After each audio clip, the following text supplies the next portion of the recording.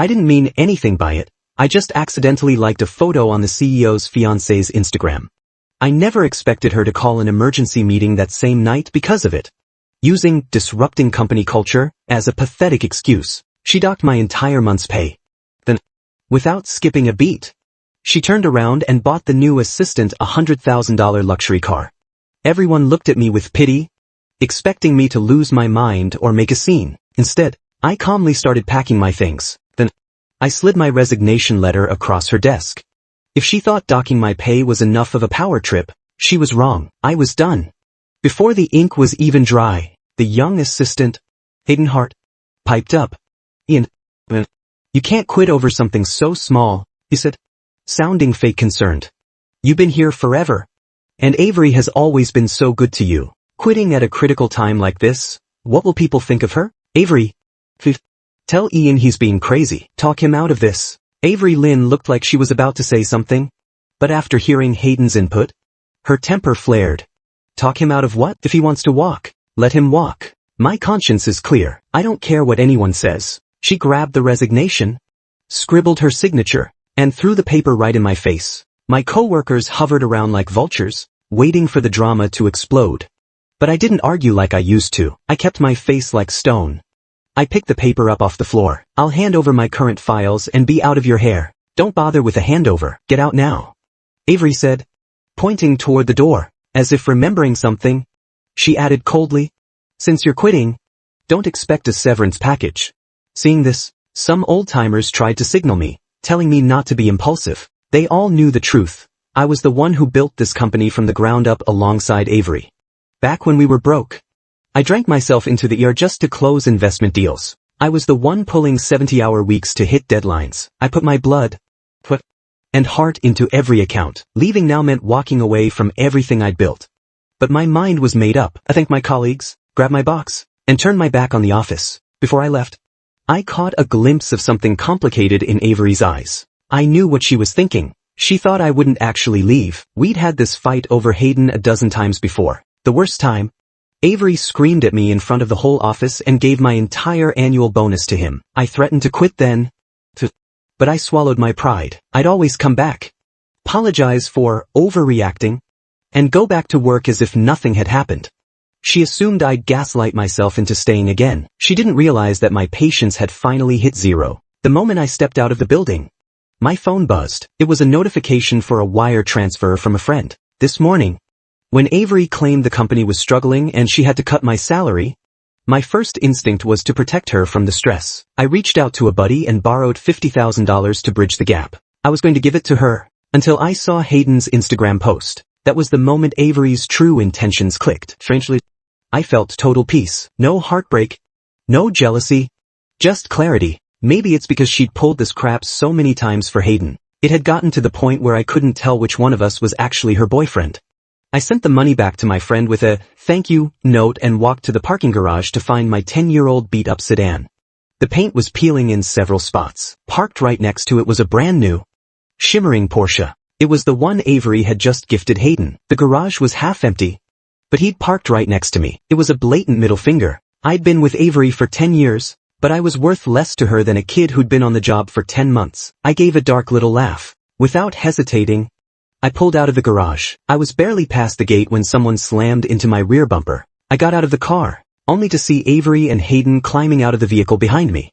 Ian, why did you slam on the brakes like that? I couldn't even react. Hayden cried out. He rushed to the front of his car, looking heartbroken at the dent in the hood. This is ruined. Avery picked this out so carefully. Avery's face went dark. Ian, I saw you staring at Hayden's car in the garage. Be honest. Did you do this on purpose? You knew he was behind you and you braked just to spite him. I almost laughed. Here we go again, shifting the blame to me without a single shred of evidence. Hayden sighed. Forget it. Avery, don't be mad at Ian. He just lost his job because of me. It's natural he'd be angry. Honestly, it's my fault. I should have been paying closer attention.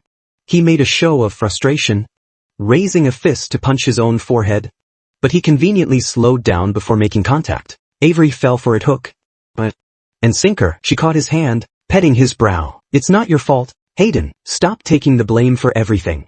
She turned and poked me hard in the chest. Why can't you be more like Hayden? Take some responsibility. He actually has some humility. You've been in the industry for years. Are you really still this childish and arrogant? I stumbled back from her shove. Find the whole thing absurd. For the past year, Hayden had been stealing my credit and sabotaging my work. Yet he was the humble one while I was childish. I didn't have the energy to argue. I turned to walk away. But Avery blocked me. I thought she was going to defend Hayden again. Instead, she pulled me aside, her voice softening into that disappointed mentor tone. Ian, I only hold you to a higher standard because I expect great things from you. Why can't you see I'm doing this for your own good? I looked at her, confused by the sudden change in tone. Then, the other shoe dropped. Avery patted my shoulder. I'll tear up your resignation. Just think about it. Give Hayden a quick apology. And since this accident was your fault, just Venmo him for the repairs. I looked over at Hayden. He obviously knew what she was saying. He had a smug grin on his face and even rolled his eyes at me. I let out a dry chuckle. I'm not paying a cent. If you want to know whose fault it was, check the dashcam or call the cops. We done? I'm busy. I turned and walked away for real this time. Avery was fuming behind me. I'm giving you a chance here. Ian, don't regret this. I won't, I muttered. Getting back into my car, I texted Marcus Reed. I'm out. I can start at your place tomorrow. My phone rang less than a second later. Marcus sounded ecstatic. Are you serious? For real? He paused, sounding hesitant. But what about Avery? Marcus and Avery had started their companies around the same time. Marcus had the resources and had offered me a massive stake and better pay to join him years ago. He'd even offered me a consulting gig when he found out about me and Avery. But I turned him down because Avery had literally saved my life during my darkest hour. I'd sacrificed everything for her, building her empire brick by brick. But clearly, she didn't care. 10 years was enough to repay a debt of gratitude. I was done being her doormat. I can handle my own business, I told Marcus. We picked a time to sign the contract. And I drove home to pack.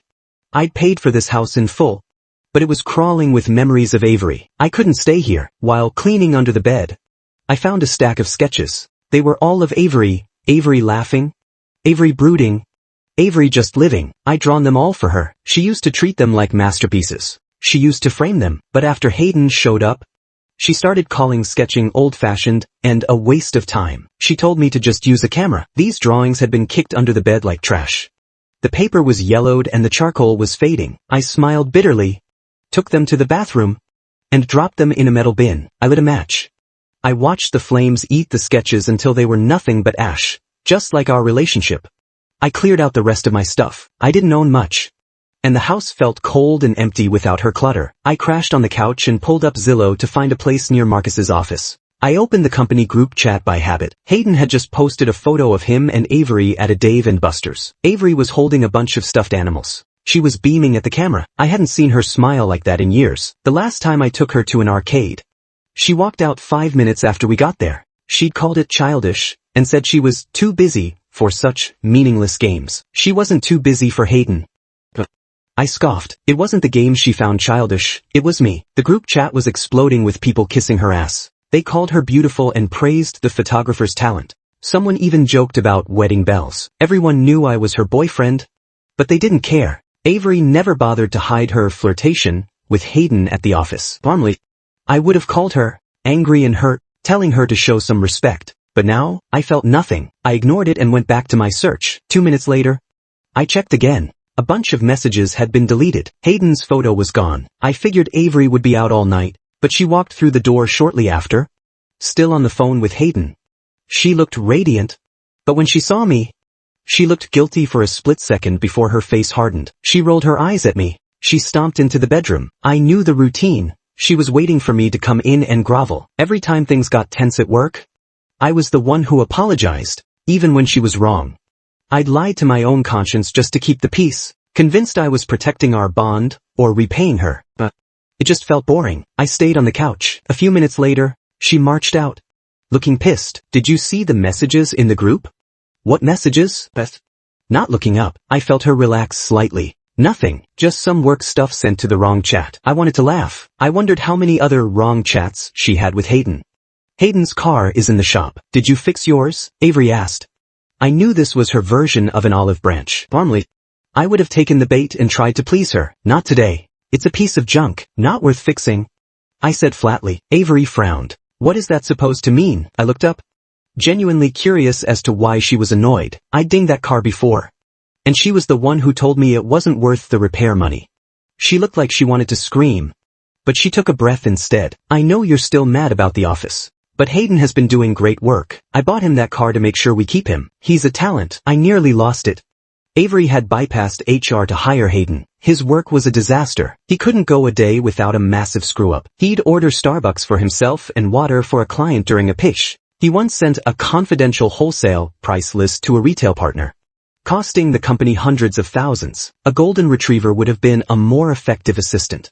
If I didn't know the books, I might have believed her. I said nothing. Avery continued, "You're my boyfriend. When we get married, the company will be yours anyway. Why are you obsessed with your salary or jealous of him?" "Ian, everything I do is for the company. I just don't want the other staff to think I'm playing favorites with you." I knew it was all lies. Everyone knew Hayden was the favorite. I'd pull 3 all-nighters on a project, and she'd hand the final presentation to Hayden at the last minute. He'd put it in a pretty PowerPoint, and suddenly it was his success. I'd nurture a client for months, and she'd have Hayden join the closing dinner so he could claim the commission. It happened dozens of times. My coworkers didn't think she was fair. They thought she hated me. I'd been bullied and sidelined because of it, and she just watched it happen. I didn't bother explaining this. She'd just call it another excuse. "You don't need to explain." I said, "I'm not part of the company anymore. Do whatever you want." Avery went quiet. Finally, she sighed. She walked over, leaned down, and wrapped her arms around my neck. She smelled like expensive perfume and desperation. "Actually, I have a selfish reason. I want you to take some time off. You can focus on the wedding." "When are you finally going to propose to me?" she asked with a playful giggle. I'd actually proposed several times. Every single time, she'd rejected me. And every time we fought, she used marriage as a carrot to lead me along. I didn't feel like a boyfriend. I felt like a dog being toyed with. Avery scratched my chin like I was a pet. "Don't be mad. Give me a smile." She leaned in to kiss me. I caught the scent of Hayden's cologne on her. It made my stomach turn. I shoved her away, frowning in disgust, and grabbed a wet wipe to clean my hands. Avery looked like she'd been struck by lightning. "You disgusted by me?" I didn't answer. "I have to go out later. I'm going to change." I walked into the guest room. Avery tried to follow, but I slammed the door and locked it. "Fine, you're going to regret this." "Ian," Avery screamed. She kicked the door hard and stormed out of the house. When I finally came out, the living room was empty. In the company group chat, Avery posted that she was treating everyone to dinner. The chat stayed silent. Only Hayden replied with 3 party emojis. I knew she was doing it just to spite me. It was her go-to move. My coworkers were smart enough to stay away, but Hayden was always game. Normally, I would have followed them out of jealousy and let them humiliate me, but I didn't care. That changed. Went to see my new rental and paid the deposit. Then I called a realtor to list the house. I bought it. I'd handled the renovation, but I'd put Avery's name on the deed. We were broke back then, and I wanted her to feel secure, so I'd poured my life savings into it for her. Now that she was a big shot, so this house probably wasn't good enough for her anyway. The realtor told me we needed Avery's signature or a power of attorney to sell. I tried to text her, but I got the message not delivered, red exclamation point. She blocked me. Standard procedure. Whenever we fought, she'd block me and disappear. I used to worry about her safety and call her from random numbers, begging her to unblock me. She'd answer with a smug, "Do you know what you did wrong yet?" I'd said so many lies just to appease her. I decided to call her. She picked up. "Come home tonight. We need to talk." "About what?" "I'm busy." She snapped. "Just come home." Avery scoffed. "You push me away and then expect me to come running? And do I owe you something? Is this how you apologize now? Have I been too nice to you lately? Have you forgotten how to grovel?" I kept my voice low. "I'm sorry. I was wrong." I'd said it 1,000 times. One more wouldn't kill me if it got me the house. Avery's tone immediately brightened. "Fine, wait for me." She hung up. I felt nothing. I listed the house online. I set the price low to move it fast. Then I met Marcus to sign my new contract. Marcus was buzzing, asking me if this was a dream. He insisted on a celebration dinner. I wanted to go home, but then I realized Avery probably wouldn't be back for hours. I agreed. 3 drinks in, I headed to the restroom. I heard a familiar laugh coming from a private booth. I peeked through the cracked door and saw Avery leaning into Hayden's chest. Avery was laughing hysterically. Hayden took the chance to lean down and kiss her. She didn't pull away. "Avery, when are you going to dump Ian? I can't wait to be with you for real. Do you know how hard it is to see you with him? Do you still love him more than me?" Hayden whined. Avery paused, then hugged him tighter. patting his back like a child's. How could he ever compare to you? But the company is huge now. If I dump him for you, I'm worried people will talk. It'll look bad for you. Just wait a little longer. It won't be much longer. I knew it. I knew I was your favorite. They looked like a perfect, disgusting couple. I scoffed and walked back to my table. I had a few more drinks. We stayed until after midnight. In the parking garage, Marcus pulled me over to a top-of-the-line Porsche. He asked me if I liked it. I nodded, thinking he'd bought it for himself. Instead, he dropped the keys in my hand. It's yours. That beat-up sedan of yours was depressing. You need an upgrade. I started to refuse, but he cut me off. I heard Avery bought that new kid a car. If that hack gets a luxury ride, my star engineer sure as hell isn't driving a clunker.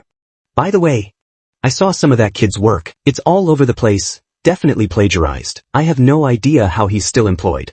Marcus was buzzed enough to be blunt. I said nothing. He was right. Those projects were mine and my team's. Avery would always transfer them to Hayden at the last second, which is why his style was so inconsistent. Even Marcus could see it from the outside. But Avery was blind to it. I tried to protest again, but Marcus joked, "It's not a gift. I'm docking it from your salary over the next few years." I laughed. Even with my new salary, it would take years to pay this off. I knew it was just his way of being generous. I thanked him. We both called Ubers and headed home. I expected the house to be empty, but Avery was sitting on the couch. "Where were you?" "We had a meeting. Do you have any idea how long I've been waiting?" Avery yelled. I was surprised. Usually, she stayed out with Hayden until 3 o'clock or 4 a.m. Thinking of them together at the restaurant made me nauseous. Out with a friend. I walked into the room and pulled the power of attorney form from my bag. Avery blocked me, wrinkling her nose. "You've been drinking? I told you. You don't drink unless I'm there." I almost laughed. She meant I was only allowed to drink when I was entertaining her clients. Avery suddenly smirked, looking triumphant. "You're still mad about me and Hayden, aren't you? If you didn't want me to go out with him, you should have just said so. No need to go out and get trashed.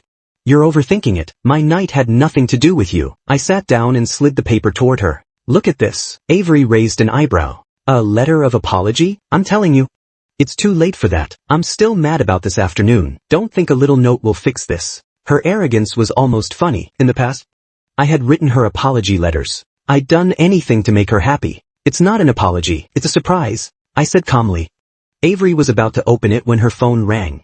Her eyes lit up. "Wait a second. I have to take this." She answered. "Avery, I hit someone. What do I do? I'm so scared." Hayden's voice was loud enough for me to hear. Avery's face went pale. "Send me your location. I'm coming right now." She jumped up to leave, completely ignoring me. I stepped in front of her, holding out the paper. "Deal with this first. I was here first.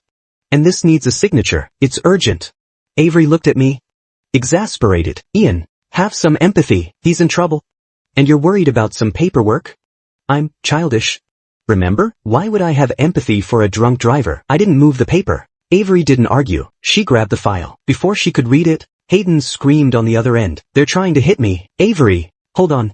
I'm almost there." Avery yelled into the phone as she flipped to the last page. She signed it, threw it on the table, and sprinted out in her heels. "Aren't you going to check what you signed?" I called out. "Who cares? It's probably just some small contract you landed to surprise me. If the terms are fine with you, they're fine with me." She didn't even look back, just shook my head. In the early days, I used to close deals in secret just to see her smile. Back then, she loved it. But as the company grew, she started looking down on the smaller firms we started with. She used to obsess over every line of a contract before signing. But she was so worried about Hayden that she'd signed away a house without looking. It saved me a lot of trouble. Avery didn't come home that night. Hayden, however, sent me a barrage of texts. "And I know you saw us at the restaurant. But now you know, Avery chose me. One call and she came running. You should just quit now before things get embarrassing for everyone." I scoffed. The mask was finally off. I knew showing Avery these texts wouldn't matter. She spoiled Hayden's heart to no end. Even when faced with his blatant provocations, she would only think I was trying to drive a wedge between them. But I wasn't generous enough to keep ignoring his constant disrespect. I messaged him, "Congrats. But if Avery Lynn ever gets sick of you one day, remember to be smart enough to back out on your own." I knew those words weren't particularly lethal. However, the moment that message was sent, Hayden probably felt pretty uncomfortable. Sure enough, after I hit send, he went quiet. I went to bed early. At dawn, I sent the power of attorney signed with Avery's name to the realtor. By that afternoon, someone was already there to see the house. The buyer was very satisfied with the location, but And price. He was just a bit suspicious about how quickly I wanted to sell. Why sell such a great house at such a low price? Is there something wrong with it? He asked cautiously. I briefly told him it was a new house I'd bought. But the engagement with my fiancée had been called off. He understood immediately, noting that the yard and decor clearly reflected a woman's taste. He remarked that selling it was for the best. To avoid being reminded of past feelings, I said nothing. Avery had been extremely picky about the house. To find one that satisfied her, I had spent 3 months looking at over 100 houses before choosing this one. Even the renovations were done according to her preferences. It was only then that I realized that over the past few years, my life had consistently revolved around her. The client was very decisive after seeing the house that night. He finalized the contract and we agreed to hand over the keys in 2 days. Coincidentally, I was leaving in 2 days as well. After signing the contract and returning home, I noticed something. The slippers I usually wore were gone. Seeing this, I already knew what was going on. I opened a new pair of disposable slippers and walked in. Just as I entered, I heard Hayden's voice. Avery, you're doing this wrong. Let me show you. I walked to the kitchen door. There I saw them standing at the kitchen sink. Hayden had his arms wrapped around her, holding her hand, looking very intimate. Hayden was even wearing my loungewear and my slippers. He looked like the man of the house. Avery, also in matching clothes, didn't seem uncomfortable with his proximity at all. They looked relaxed and happy together. They even laughed at something they said. Yeah. Usually, if I got even slightly close to her, she would act very uncomfortable. She told me she wasn't comfortable with the opposite sex, but now it seemed she just wasn't comfortable with me. I couldn't help but scoff. At that moment, Avery turned around for some reason and saw me. She froze for a second, then instinctively slipped out of Hayden's embrace. Looking guilty. Why are you back at this hour? She asked. I found it hilarious that my coming home was now being framed as my mistake. Sorry, Ian, I'm just teaching Avery how to wash vegetables. Hayden said. Don't get the wrong idea. Despite his words, his eyes were full of smugness and scrutiny. If this had happened in the past, I probably would have gotten angry, had a huge fight with Avery, and demanded Hayden leave. But I was used to it now. And besides, I was leaving soon anyway. The house was sold, and the deposit was already in my account. I couldn't be bothered. You guys carry on. I'm going to my room, I said calmly. I finished speaking and walked toward the bedroom. Hayden froze, his eyes filled with surprise, as if he didn't understand my reaction. Seeing how calm I was, Avery's tone became a bit unnatural. She actually went out of her way to explain, which was a first. It's Hayden's birthday today. He wanted to spend it with us, so I brought him over. If this were before, she wouldn't have said so much. She would have just rolled her eyes and snapped. If you don't like it, get out. I sneered internally. I wasn't sure whether to laugh because she was finally explaining herself now that I didn't care, or because she couldn't even remember my birthday, yet she went through the trouble of celebrating Hayden's. Well, have a great time then. I walked into the bedroom. My things were mostly packed. The items I didn't use often had already been moved to my new rental, but only some daily clothes and books remained. Just as I was wondering whether to finish packing today, the door was suddenly pushed open. Hayden walked in, carrying a small piece of cake. He glanced around the room and chuckled. The room is much emptier than the last time I was here. Looks like you're being obedient and getting ready to bow out. I ignored him and kept talking to my friend on my phone about moving. Ignored?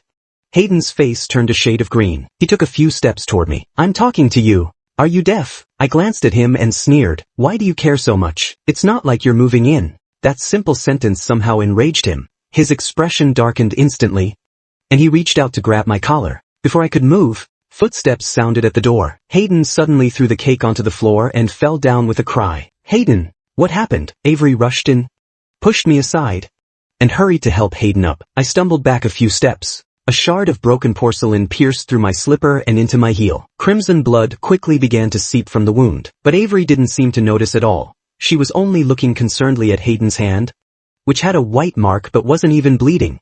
I'm sorry, Avery, I made Ian angry again. I wanted everyone to have cake for my birthday, so I brought a piece to him, but I didn't realize he wouldn't like it. Hayden's eyes were red as he looked at Avery, appearing completely lost and helpless. If I hadn't been the one it happened to, I probably would have believed him too, but I never said I didn't like cake.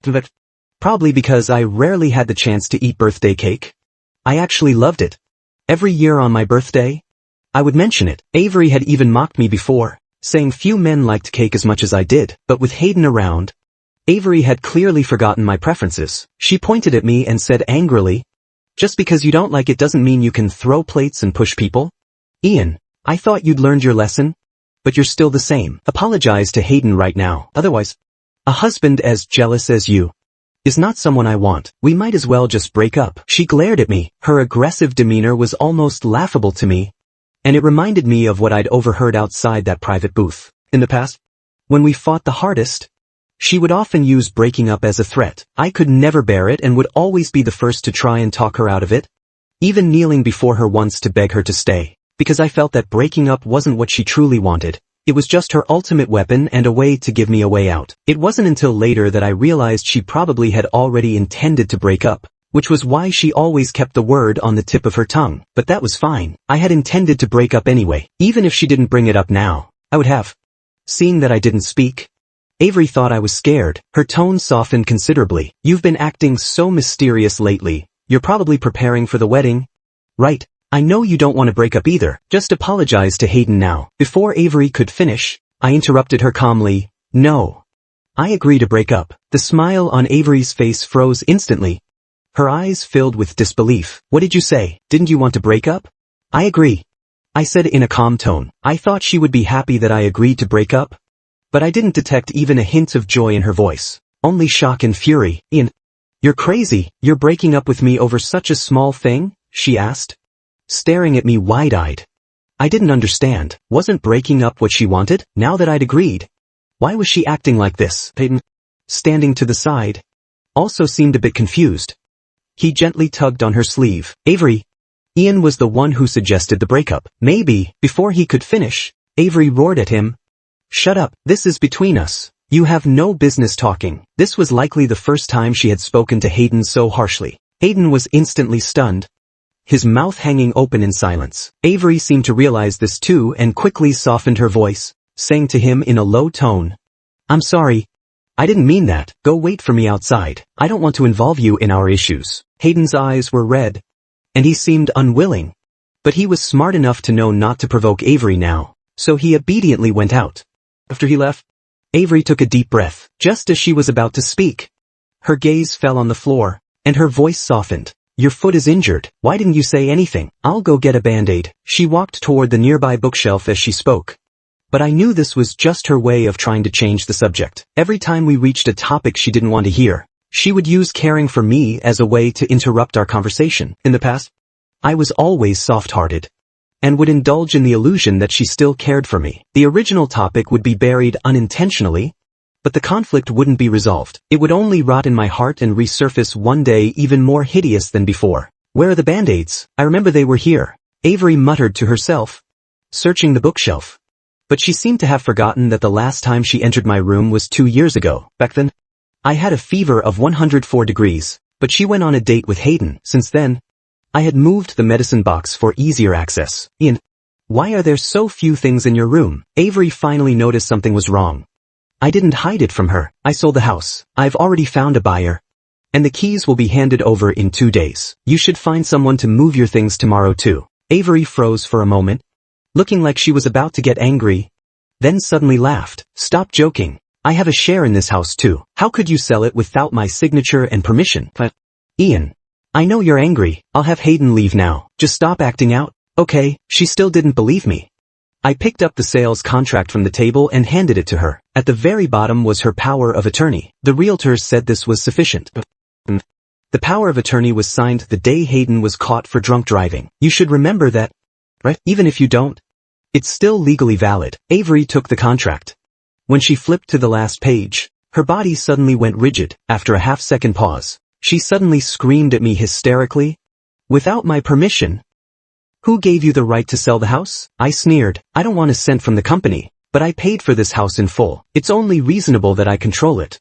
Furthermore, I remember you bought a new house for Hayden in the suburbs. It's not like you're homeless. You can move there. Whether by logic or ethics, there's no problem with me selling the house." Avery was speechless, her face pale. I thought she would naturally agree to the breakup next, but to my surprise, she forced herself to calm down and explain to me in a low voice, "That house was meant to be a gift for you, not for Hayden. I only put his name on it to give him a sense of belonging. If you mind, I can remove his name another day." Okay? We've been together for so many years. How could we just break up? Ian, I know you're angry right now. Just calm down. We'll talk about this tomorrow. After saying that, she turned and left. It was always like this. Every time we had a major conflict, she would act like she still loved me and tell me to calm down. Every time, I would first self-hypnotize, talk myself into believing her, and not act impulsively. Then I'd proactively go to her to smooth things over and apologize. Then we'd reconcile. At the beginning, I really did love her, but later, I realized her heart was no longer with me. Yet I couldn't bear to let go of all those years of feelings, always thinking that if I just endured a bit more through this conflict, things would get better. But after so much time, they never did.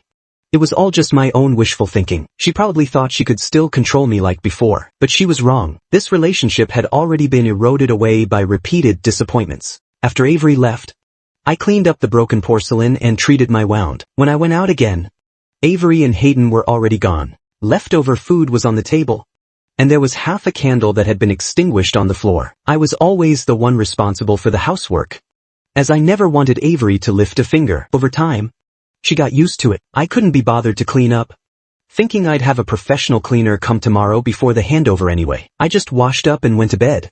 However, the next morning when I stepped out of my room, the place had already been cleaned. Avery was in the kitchen, busy with something. I was just about to come call you. Avery, wearing an apron, looked at me with a smile. She was acting as if nothing had happened yesterday. I've cleaned the whole house, and even disinfected it. In the past, I would have definitely ignored the streaks on the floor and the smudge marks on the glass to give her praise, and provide her with emotional validation. But now, I just scoffed and gave a quiet, "Oh," seeing my cold response. Avery looked disappointed, but she quickly smiled again and brought out 2 breakfasts. "I just made these, give them a try." I glanced at them. They were 2 cheesy burgers. Honestly, they didn't look bad. This was likely the first breakfast Avery had ever made for me, which should have been touching. But she seemed to have forgotten that I'm allergic to cheese. Avery's expression changed slightly, and she said hurriedly, "I'll go remake one. Don't bother with these futile efforts anymore. A peaceful breakup is better for both of us." At the annual company dinner, she could clearly remember that Hayden didn't like ginger or garlic, yet she didn't remember that I had once accidentally eaten cheese and had a severe allergic reaction that put me in the hospital. Love and its absence were so obvious. But Avery didn't seem to think so. She frowned in frustration. "There's no such thing as a grudge between a couple that lasts overnight. Ian, I've already humbled myself to do these things. Why are you still being so picky?" Says, "I'm busy with company business every day. Isn't it normal to get things mixed up?" I nodded, "And it's normal for us to break up too." Avery finally lost her temper and slammed the plate onto the table with a loud crash. She glared at me, and finally having lost all patience, she slammed the door and left. This was the start of our Cold War. I sighed helplessly and ended up getting a professional cleaner to help, while also packing up Avery's things. I sent them to her address in the suburbs. Since I was always the one who packed her bags for business trips, it didn't take much time. The house was successfully handed over at the agreed time. Avery finally seemed to realize that my breakup wasn't just a threat. She sent me a mocking text, and after seeing that I didn't react, she began frequently posting photos of herself with Hayden on her social media. I was busy with my new job during this time. When I noticed, I had several notifications from accounts I followed. I saw that today she'd posted about going to a safari park with Hayden, tomorrow about taking a hot air balloon with him, and the day after about her company doing well, so she took Hayden to Bali as a reward. In the photos, she even intentionally showed off the matching couple's rings on their middle fingers. The caption read, "The one who is loved is always fearless. But no one knows that only the child who doesn't cry is the one who should be given candy." I knew she was doing this on purpose to spite me, waiting for me to get jealous and beg her to come back so she could haughtily impose conditions. But I didn't care anymore. Just as I was about to exit the app, I accidentally liked one of her posts. Worried about causing unnecessary trouble, I immediately unliked it. Then I calmly unfollowed her and went back to work. Since my arrival, some projects at Marcus's company had become more polished, and we even landed a deal with over $100 million in profit.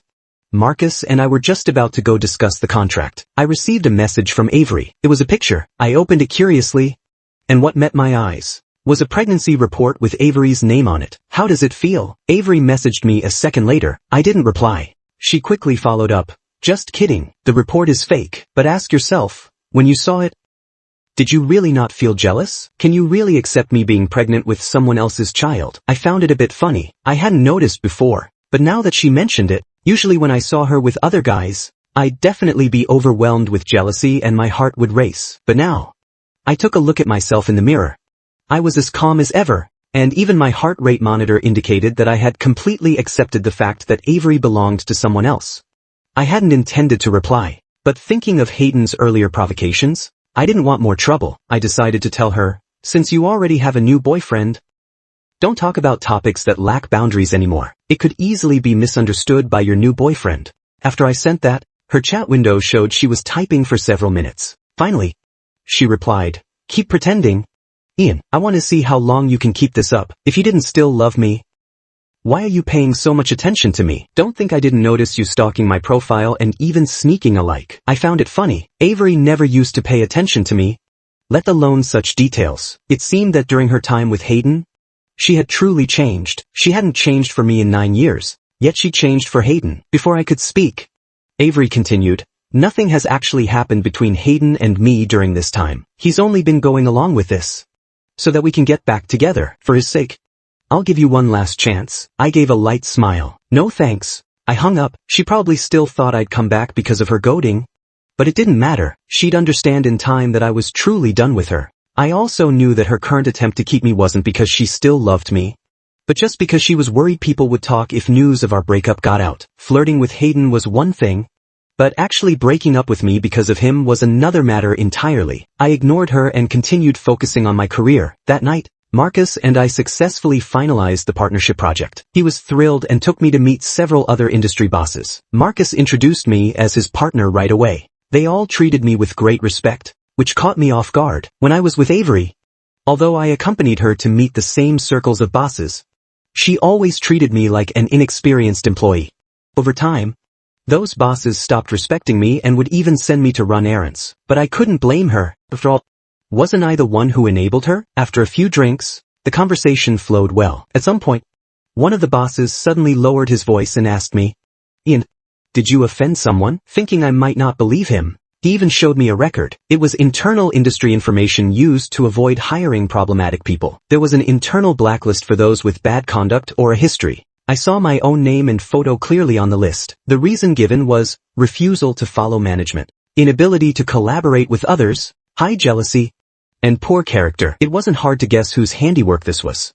Seeing my silence, the boss said without hesitation, brother, I know you're not that kind of person. Someone is definitely out to get you. Don't worry, I'll delete your name right now. After saying that, he deleted my information. I thanked him, but internally I couldn't help but smile bitterly. I was fine because I had Marcus's help.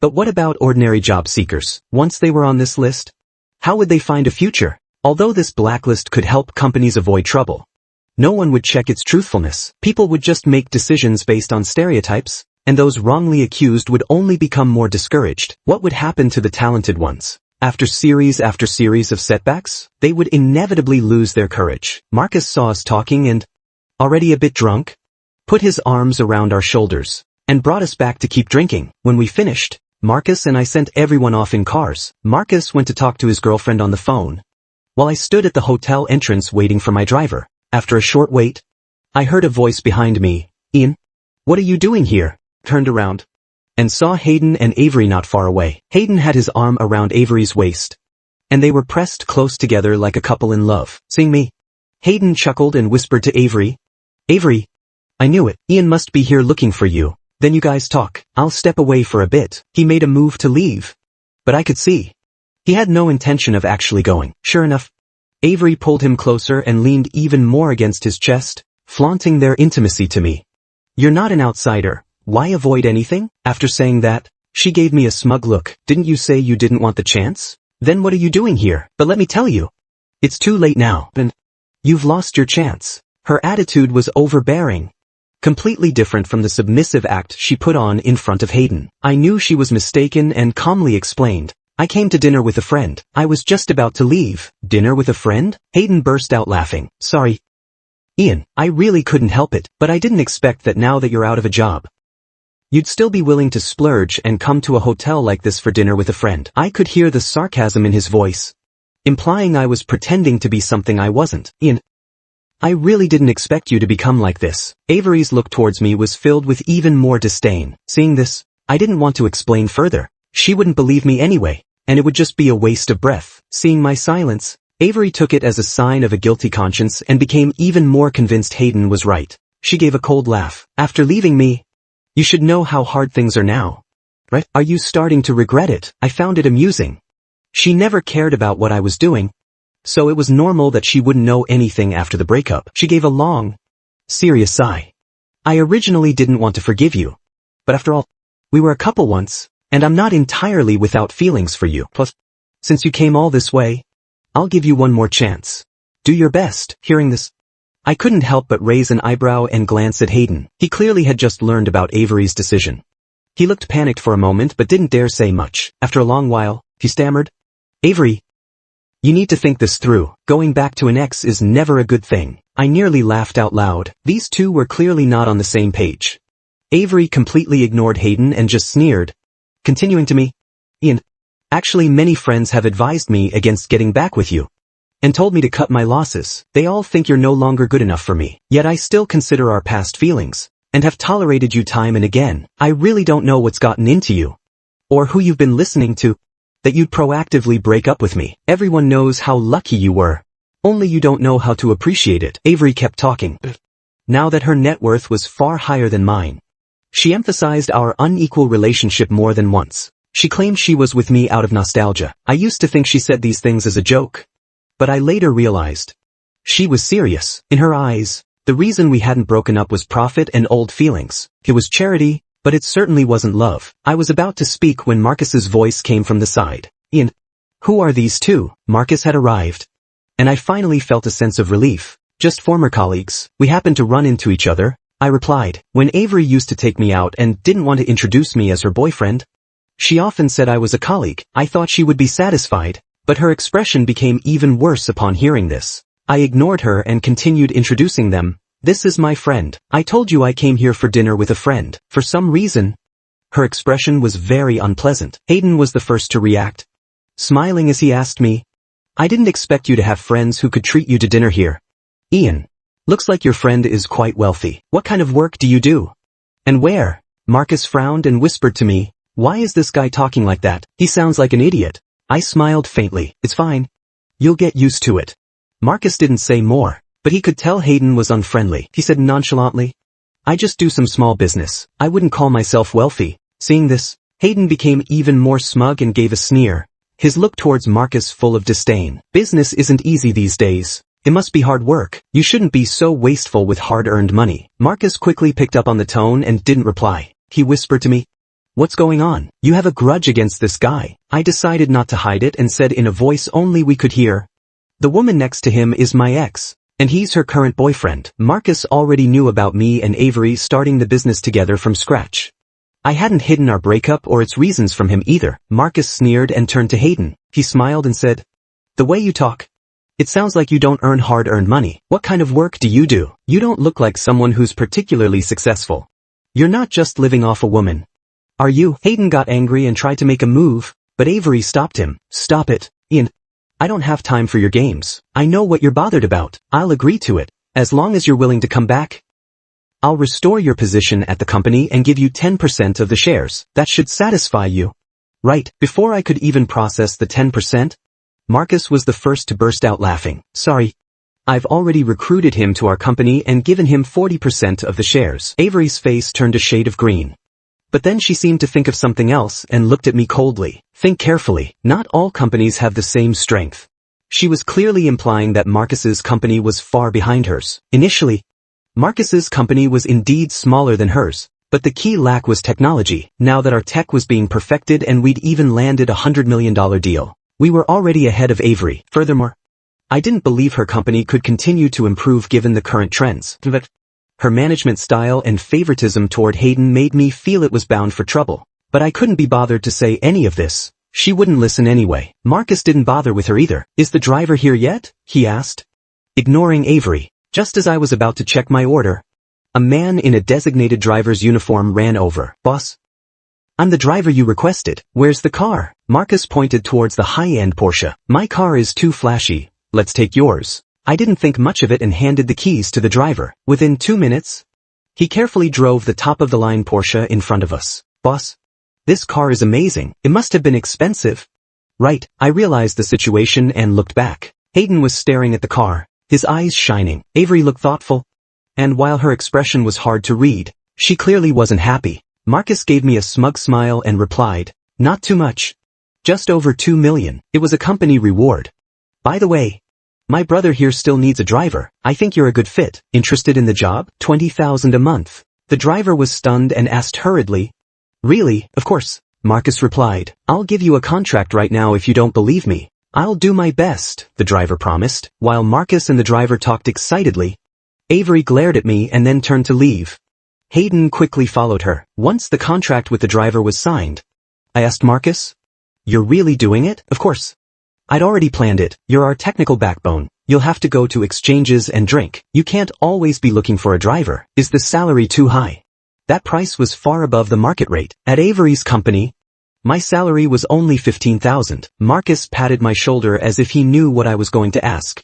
It's not high. After all, once you're drunk, the driver is the one holding your life in his hands. Seeing he was set on it, I didn't argue further. Over the next period of time, we were fully focused on the project. During the occasional break, I noticed that Avery, who had been posting frequently, had gone quiet. Even Hayden had settled down, likely stung by Marcus's earlier comments. I thought Avery would finally give up, and that things between us were completely over. But one day, while we were in the middle of wrapping up the project, Marcus came to see me.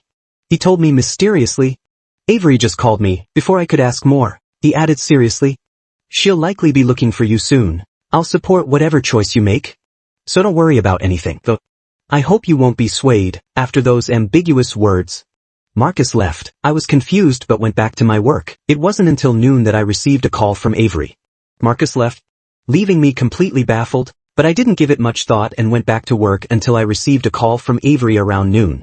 When I answered, she wasn't aggressive like she usually was. Instead, she was uncharacteristically silent. So quiet I almost thought the call had dropped, but the screen showed it was still connected. Ian, stop this. Can we just make up? After a long pause, Avery's voice came through, sounding slightly raspy. I found it almost funny. Did she really think I was just acting out? I said nothing, and Avery continued, I just called your friend. He told me how he wanted you to co-found his company back then. But you chose me without hesitation. I never knew you sacrificed so much for me. Admit, I've neglected you a lot since Hayden joined the company. But we've been together for 10 years. We were talking about marriage. Our relationship, is it really going to end just because of these last 10 months? Her voice choked up as if she were on the verge of tears. I hesitated. I thought back on the last decade, how we lived simply but leaned on each other, cheering each other on through hardships and walking through the thorns hand in hand. To land an investment, I was forced to drink 3 bottles of hard liquor. I couldn't even walk when the meeting ended. A second before I blacked out, I saw Avery crying as she held me up. She struggled to call 911. When I woke up in the hospital and saw her thin, fragile frame, I couldn't imagine how she managed to support my weight while waiting for the ambulance. I was hospitalized for 7 days. She handled company business while taking care of me. Back then, she must have truly loved me. My thoughts snapped back to the present. Just as I was about to speak, Hayden's voice suddenly came through the receiver. Ian, please forgive Avery. I'm so sorry. I've caused so many misunderstandings lately, but I really didn't mean anything by it. If it bothers you, I'll quit tomorrow. I'll never show my face in front of you again. Avery didn't stop him this time.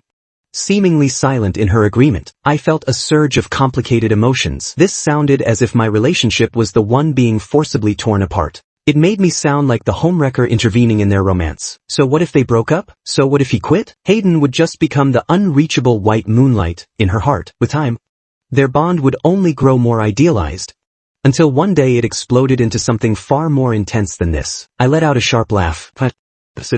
I can agree, but on one condition. Name it? Avery said, her tone sounding like she was ready for a life-or-death sacrifice. I let a thin smile play on my lips. Give me half of your company shares and half of your personal assets. I knew Avery wouldn't agree. She knew that the money and power were the only reasons Hayden was even with her. Sure enough, there was nearly 5 minutes of silence. Finally, Hayden couldn't help himself and blurted out indignantly, "Ian, that's way too much. Avery worked so hard to build this company as a woman. You think you can just open your mouth and take half of everything? As a man, don't you feel ashamed?" I didn't bother exposing his true motives. I replied coldly, "Avery, we're adults. Everything has a price. You want to get what you want without losing anything? Why should you get the best of both worlds? The choice is yours. Think it over. I'll give you 3 days." With that, I hung up. I thought Avery would give up. But that evening, she called back. She said half was too much and asked if I'd take 20%. I told her straight, half means half, not a penny less. If you can't do it, don't call me again. However, the situation confused me. Avery seemed desperate not to break up. But wasn't she the one who brought it up first? That day at the restaurant, she said she was worried about what people would think. But I was the one who actually pulled the trigger. Her reaction seemed extreme. I didn't dwell on it.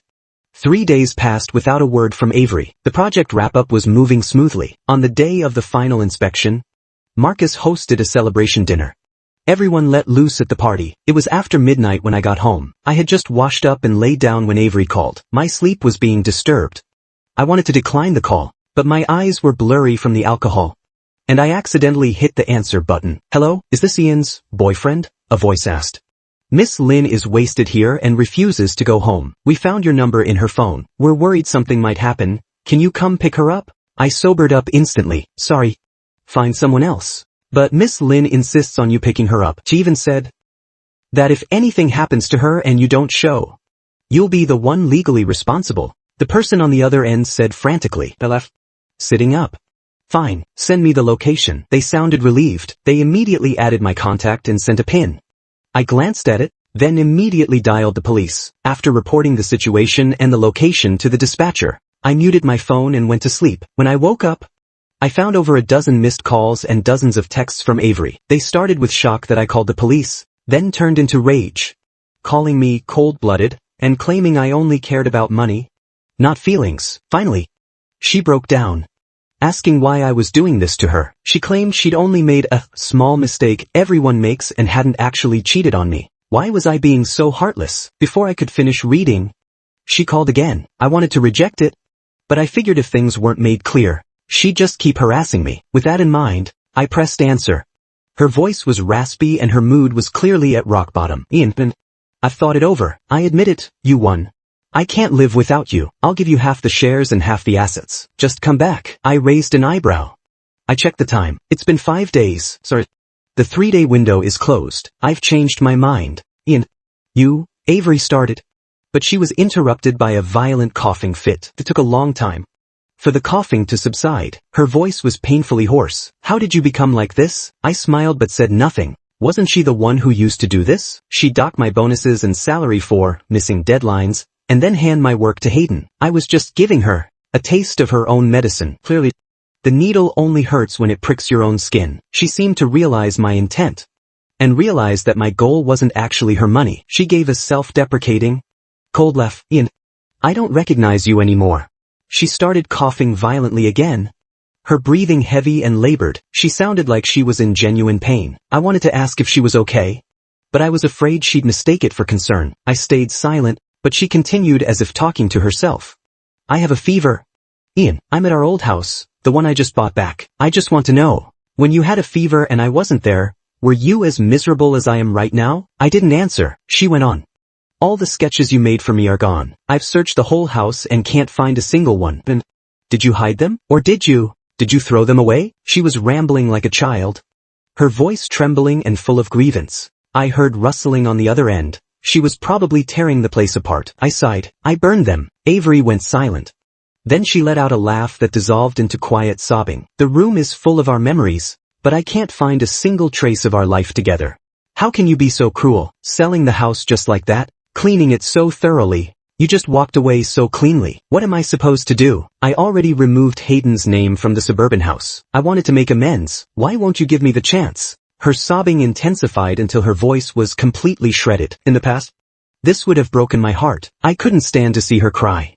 But now, I knew clearly that she hadn't learned her lesson. She was just sick and emotionally fragile. If she had a chance to do it all over, she'd probably walk the same path. "Stop pushing yourself. Have Hayden take you to the hospital. I have work. Goodbye."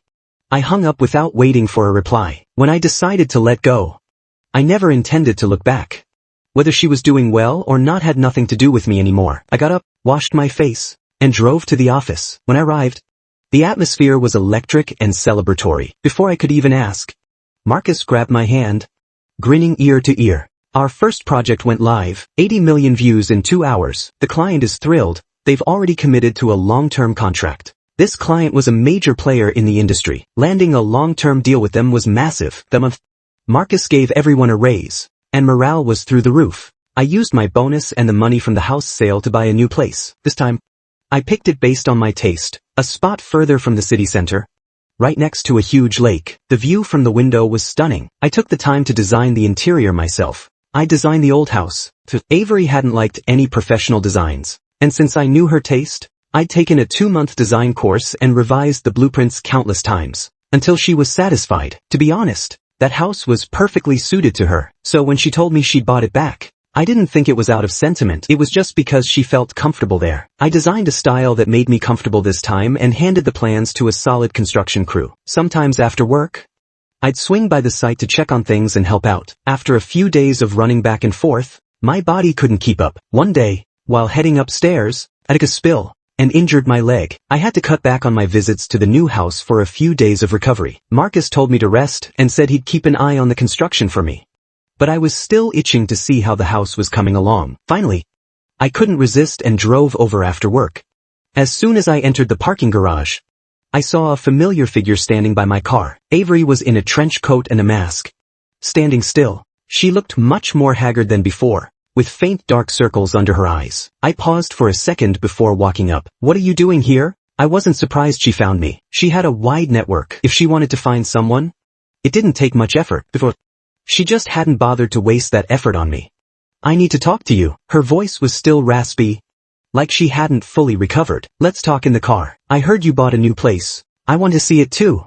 Help you look it over." "No thanks, we can talk here." I flatly refused. She seemed to expect this and didn't lose control. Her eyes just dimmed. She handed me a folder. "This is for you, a settlement. I admit I've owed you a lot over the last 10 years. You gave everything to the company and the family, and I never repaid you properly. Take this contract. Think of it as compensation for the last decade. After this, I won't bother you anymore." I hesitated, then took the folder. It contained records of every fine she'd unfairly levied against me, every project of mine she'd stolen, and every bonus she denied me. Every amount was doubled. There were even extra payments for things she felt guilty about over the years. At the back, there was a debit card with a pin written on it. It was my birthday. I looked at her suspiciously, wondering if this was a new tactic or if she'd finally given up. "I said I wouldn't bother you, and I meant it," Avery said quietly. "I've realized I need to move on, too." "Good." I nodded and didn't refuse. I kept the files and the card. This was my money, anyway. And I knew that by accepting it, Avery would finally realize that we were truly, officially over. As I took it, her expression shifted. It was a flicker of something, then a look of resignation. "So, can I see the new house? You know I haven't been doing well since you left. I just want to see how you're doing without me." She made excuses, but I knew it was just an obsession of hers. I also knew her personality. Once she set her mind on something, she'd harass you until it happened. I didn't want to get dragged into a long argument. And since we probably wouldn't see each other again, I figured it was a way to put a final period on the story. "Fine, let's go." I walked toward my car, but Avery stepped in front of me and led me in the other direction. "I'll drive you. Your leg was injured a few days ago. It's not convenient for you to drive." I didn't argue. I was surprised she even knew about my leg.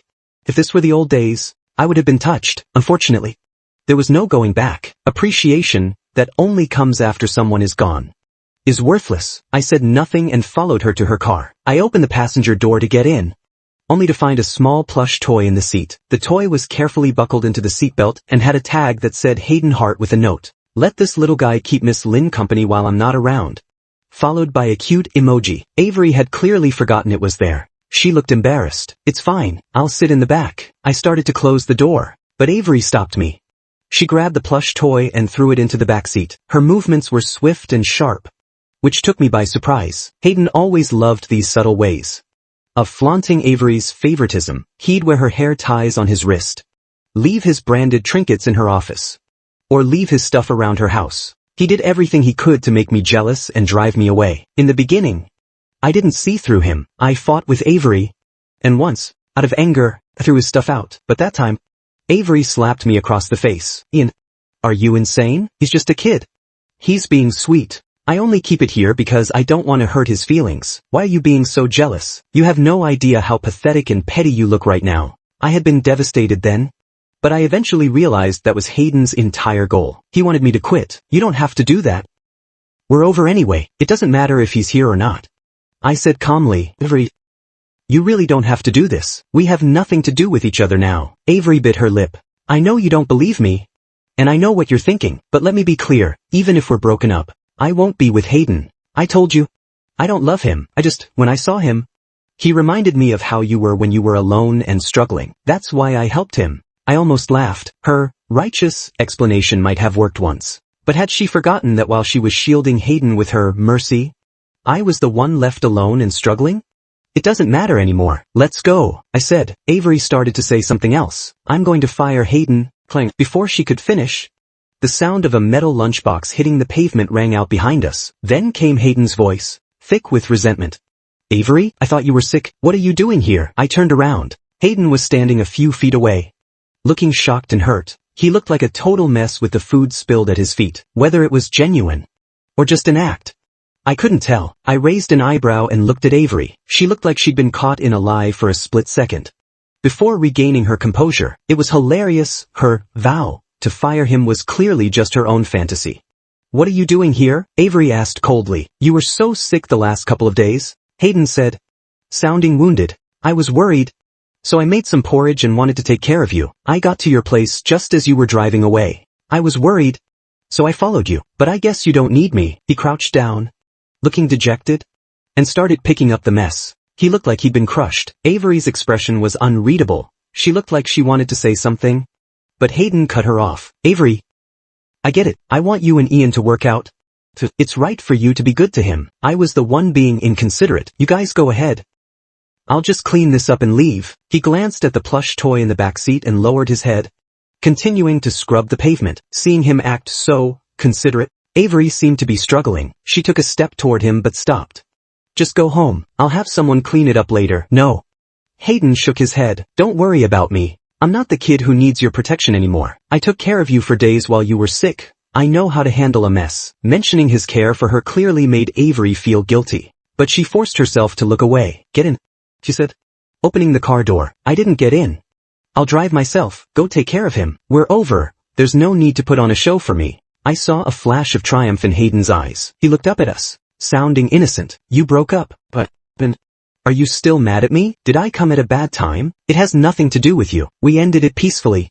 Avery snapped. She looked at me. I said I was driving you. I'm going to keep my word. As she finished, Hayden suddenly let out a muffled groan, clutched his chest, and collapsed. Hayden, what's wrong? Avery's face changed instantly. She practically flew to him, her eyes full of genuine panic. Hayden lay there, pale and silent. Avery was frantic. She hoisted him up and started dragging him to the car. She gave me a hesitant, guilty look. I knew exactly what she was thinking. A life is on the line. Take him to the hospital. Avery bit her lip, finally making her choice. Wait for me at the new house. I'll come find you right after the hospital. She shoved Hayden into the car and peeled away. As I watched the car disappear, I felt total peace. I don't know if Avery saw through it, but I knew Hayden was faking. Not my problem. I was about to drive to the new house when Marcus called. Our second project had just launched, and was a massive hit, pulling in a huge fan base. International firms wanted to talk. Marcus wanted me to go on a last-minute business trip with him. I agreed immediately. I turned the car around and headed straight for the airport. It was a whirlwind. As soon as we landed, we were grinding on the pitch deck and a translated version for the international partners. We didn't know much about foreign markets, so we had to be perfect. We spent every waking hour detailing our strengths. Marcus and I were lucky to get 4 hours of sleep a night. Sometimes I'd fall asleep standing up, but the hard work paid off. After the meeting, the translator told us they were impressed with our preparation and the depth of our proposal. They agreed to the partnership. Marcus and I practically tackled each other in a hug. That night, we finally got a full night's sleep.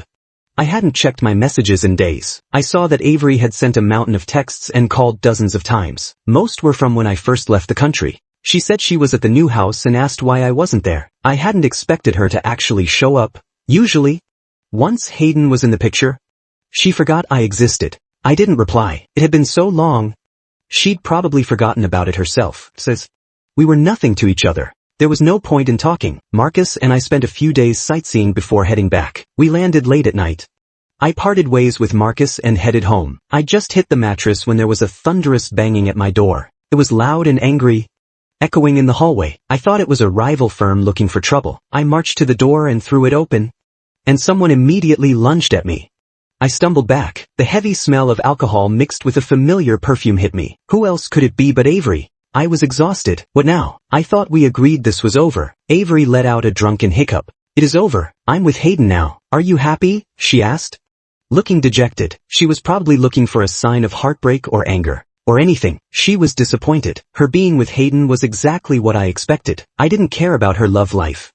Then why are you here? It's the middle of the night and you're trashed. Does your boyfriend know where you are? I'll call him to pick you up. I pulled out my phone to call Hayden, but Avery slapped it out of my hand. The screen shattered as it hit the floor. Do you really feel nothing? Do you have any idea how long I waited for you that night? You stood me up. You flew to another country just to avoid me. She let out a jagged laugh, swaying on her feet. Ian, you're a liar. I regret ever being with you. If I'd known you were this cold-blooded, we should have broken up years ago. She screamed. I was worried she'd wake the neighbors, but I was afraid closing the door would make it worse. Fortunately, Hayden arrived just then. He glared at me, then grabbed Avery's arm, sounding like a devoted servant.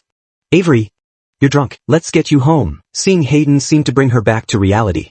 She calmed down slightly. She gave me one last long look, then turned and let Hayden lead her away. After that, I rarely heard anything about Avery. Hayden would occasionally post couple goals photos, but they'd usually be deleted within minutes.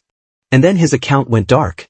Marcus told me Avery's company was in a death spiral. Because she'd neglected management, there was a mutiny. Plus, with Hayden bullying the staff, there was a mass exodus. Avery tried to stop the bleeding, but it was too late. Some former colleagues even came to me and Marcus looking for work. They were the ones who had helped build the company, so Marcus and I hired them on the spot. From them, I heard the gossip about Avery's private life. Apparently, she and Hayden were fighting constantly. In the beginning, Hayden would apologize, but after a few times, he started shouting back and slamming tables. Things got so bad that Hayden ripped up a contract meant for a major client, costing the company hundreds of thousands. Avery fired him in a rage, but they were still living together. Their relationship was toxic. Someone even saw them at the hospital. Apparently, it had gotten physical. My former colleagues were relieved. They were glad I'd gotten out when I did. Avery was a shadow of her former self, and the company was a wreck. I was lucky to be out of that cycle. I didn't say much. Avery had made her bed. Once she took the wrong path, she never looked back. Meanwhile, Marcus's company was thriving. The international project was a success. We hit our annual goal in 3 months. Over the next few days, Marcus and I talked about expanding. We agreed on the vision, but had a lot to consider. We even had a few arguments about the new strategy. But Marcus wasn't like Avery. He wasn't stubborn. If Avery and I disagreed, she'd demand it be done her way, regardless of the facts. Otherwise, the project would just stall. Marcus actually listened to my input and countered with logic. Our friction actually made the projects better. After a long day of debating with Marcus, I went home. The new house was finally done. I moved in. I was soaking in the tub, finally feeling relaxed, when my phone rang. I dried my hand and looked at the ID. It was Avery. I raised an eyebrow. It had been 6 months since we'd seen each other. Not since the night Hayden took her away. I'd seen them at industry events, but we just traded nods and moved on. Every time, I could feel Hayden's glaring, malicious stare. I got the jealous current boyfriend thing. But after all this time, she was still with him, so I didn't get the grudge. I wondered what she wanted. I answered, Ian, my water pipe burst. Can you come help me fix it? Her voice was raspy. It sounded like she'd been crying. I was confused. Why call me? In the past, whenever something broke, no matter how busy I was, I'd run back to fix it, but we were over. Calling me was inappropriate. After a few seconds of silence, Avery spoke again. Hayden and I broke up 2 days ago. I fired him. We're done. I was surprised, but before I could ask, she choked up. I called a plumber, but it's too late. And I know you don't want to see me, but I have no one else. It's so late, I don't know who else to call. She was sobbing, sounding completely desperate. I heard the wind whistling through the phone. Something felt wrong. Where are you? Avery paused before answering. I remembered back to when we first started the company, when a bad decision cost us everything. Avery had a mental breakdown. She'd written a suicide note and climbed onto the windowsill in the middle of the night. I'd found her just in time. I thought she was more stable now, but apparently, she was still prone to these impulses. If I hadn't known, I wouldn't have called her, but knowing she might be in danger meant I couldn't just sit there. I sighed. Wait for me. I threw on some clothes and drove back to that familiar neighborhood.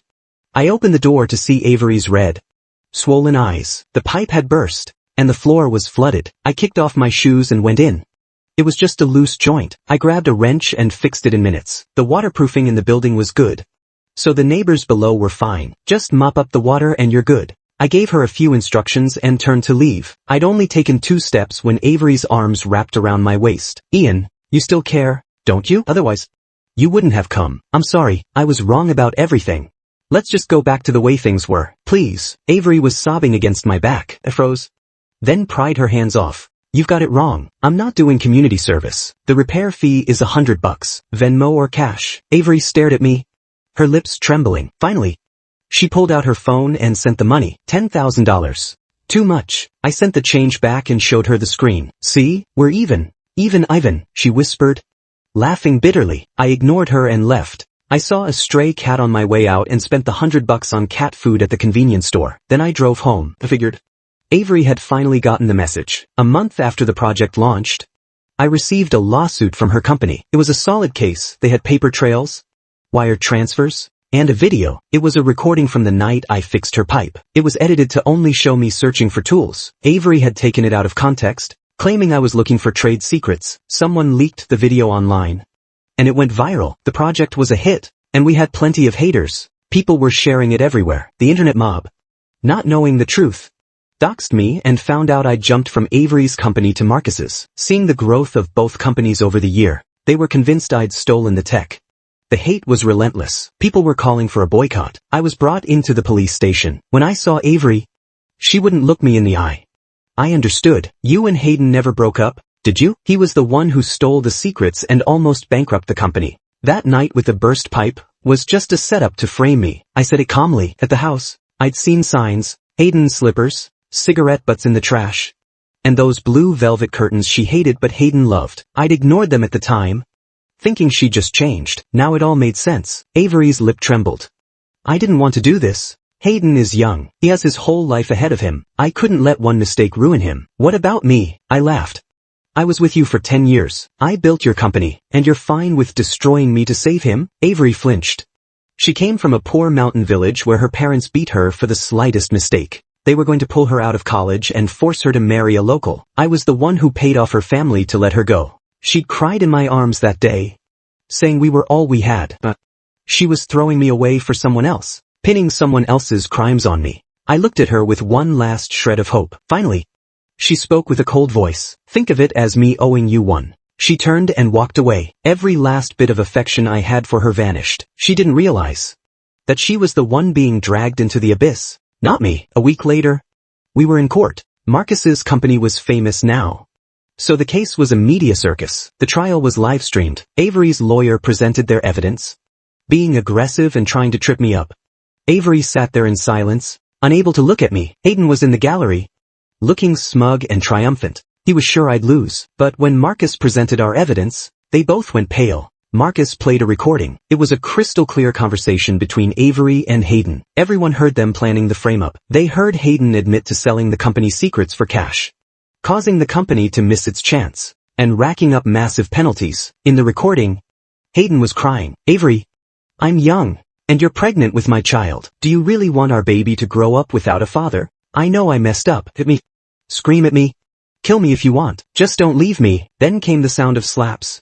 It sounded like Hayden was forcing Avery's hand to hit him. He was a master of the guilt trip. Hayden sat in the gallery, his smug face turning a sickly purple. He couldn't sit still. No, that's fake. They photoshopped that. He tried to charge forward to grab the recording, but the bailiffs tackled him. I'll help you. One last time. Avery's voice on the recording was cold and resigned. The courtroom was in shock. The live stream chat was exploding with hate. I looked at Avery. She'd seen this coming. She was pale but calm, The judge asked Avery if she confirmed the recording's authenticity. Everyone was waiting. Hayden was red-faced, screaming at Avery to lie, to say it was fake. Avery stood up slowly and walked over to Hayden. The bailiffs didn't stop her. She seemed calm. Hayden thought she was going to whisper a plan. He looked hopeful. Avery, tell them it's fake. Be smart. You and Ian are over. Don't be weak. Before he could finish, Avery raised her hand and slapped him hard. Her voice was clear and unwavering. The recording is real. Admit it. I maliciously framed Ian Rivers to protect Hayden Hart. Everyone heard it. The live stream went quiet for a second before a tidal wave of comments attacked Avery and Hayden. Hayden had a total breakdown. He was screaming, trying to get at Avery's throat before the bailiffs pinned him to the floor. Avery walked over to me and apologized. She asked how I'd been prepared. I was cold. I told her the truth. Marcus had suspected they were up to something and warned me to be careful. The night I went to fix the pipe, I knew it might be a trap, but I went anyway. Marcus and I had already planned to acquire Avery's company. We were just waiting for the right moment. Avery had handed us that moment on a silver platter. I'd hesitated at first, but seeing how little she cared about me that night made up my mind. As I spoke, Avery just smiled. I see. Her smile gave me chills. I felt something was wrong. There was a flash of something sharp. Avery was holding a razor blade. Wait, I shouted. But it was too late. Avery turned and slashed. Hayden, who was still screaming, was caught across the throat. He fell in a spray of blood. The bailiffs were too slow to react. Avery immediately slashed her own wrists. As she fell, she looked at me and smiled. Her lips moved. Ian, one last time, let me help you. The room was chaos. Someone called for an ambulance. Both were rushed to the hospital. Hayden Hart died on the operating table. Avery Lynn lost a lot of blood, but she survived. The baby, however, was lost. She was charged with murder and sentenced to death. After the public opinion flipped, Marcus was going to buy Avery's company, but he decided against it. He agreed with me that it didn't feel right. We decided to keep building our own dream, brick by brick. Strangely, Avery's lawyer found me. She'd left a will, leaving all her shares and assets to me. After she was gone, I took control of everything. I renamed the company and changed its mission. It became a firm that investigated blacklisted employees. We offered cheap services to small businesses to clear the names of honest workers who had been unfairly smeared. I stood at the top of that office tower, looking down at the city. My life from then on was smooth sailing. Avery's perspective. After the breakup, Avery lived in constant regret and anxiety. She admitted she favored Hayden, but she told herself she still loved me. She didn't see the contradiction. When Hayden asked when she'd dump me, she'd just say wait. Hayden would wait, and she believed I'd never leave. After 10 years, she thought I was hers forever. So when I brought up the breakup, she didn't take it seriously. She thought I was just acting out. It wasn't until later, when she saw how cold I'd become, that she finally panicked. She tried to win me back, but I shut her out. Hayden gave her advice. Men understand men, he said. She listened to him. She flaunted her new romance and sent that fake pregnancy test. But she didn't realize that she was losing me forever. When I stood her up and flew abroad, she broke down. She didn't understand why she had to be so pathetic. In a fit of rage, she accepted Hayden's proposal. When I came back, she got trashed. She didn't remember much of that night, just that she'd looked for me and then Hayden had taken her home. A month later, she found out she was pregnant, but the company was failing. She spent day and night trying to save it, only to find out Hayden was the one sabotaging her. She was devastated. Hayden begged for forgiveness, and she was still weak enough to want to help him. She thought I was successful now, so being framed wouldn't hurt me too much. But Hayden was young and needed a chance. The night I fixed her pipe, she watched from her bedroom balcony. She saw me crouch down to feed a stray cat. After I left, Hayden came home. He walked up to the cat, paused for a second, and then brutally kicked the cat away while it was eating. In that moment, she felt like she'd been hit by a bolt of lightning. She realized that everything about her, from her heart to her soul, was rotten. Fortunately, there was one last chance to do something right. She'd never really helped me in her life. Just this once, she thought, let me help him. Let this be my penance.